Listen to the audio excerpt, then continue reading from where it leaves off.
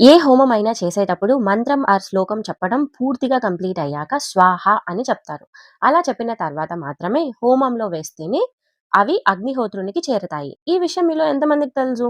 హోమానికి ఒక్క అగ్నిదేవుణ్ణి మాత్రమే కాకుండా ఆయన దిక్పాలకులు, ఇంకా నవగ్రహాలను కూడా ఆహ్వానం పలుకుతారు. అప్పుడే ఆ అగ్నిదేవుడు కంప్లీట్‌గా ఫీల్ అవుతారట. ఇక అగ్నిదేవుడికి నెయ్యి, కట్టెపుల్లలు అంటే చాలా ఇష్టమట. అందుకే అవి ముఖ్యంగా వేస్తారు. నవధాన్యాలు, అటుకులు, బొరుగులు కూడా సమర్పిస్తారు. ఇప్పుడు మేము చేస్తున్నది గీతా జయంతి హోమం. ధనుర్మాసంలో ఆ కృష్ణుణ్ణి స్మరిస్తూ 108 అధ్యాయాలు భగవద్గీత మననం చేస్తూ చేస్తారు. ఒక్కో అధ్యాయానికి ఒక్కొక్క కపుల్ హోమంకి కూర్చొని పూజ చేసేలాగా ఏర్పాట్లు చేశారు. 108 అధ్యాయాలు కంప్లీట్ అయ్యాక పూర్ణాహుతిని అందరి చేతుల మీదుగా తాకించి అగ్నిదేవునికి ఆహుతి ఇచ్చారు. హోమం చేసే భాగ్యం అందరికీ అయితే త్వరగా రాదంటండి. వీఆర్ సో లక్కీ అనుకోవాలి. Special thanks to Radhakrishna uncle ఇంత మంచి అవకాశాన్ని ఇంతమంది కపుల్స్‌కి కల్పించినందుకు. మీలో ఎంతమంది ఈ ధనుర్మాసంలో హోమం చేసుకున్నారో comment it out. Thanks for watching our videos. Please do like, share, comment and subscribe our channel for more videos.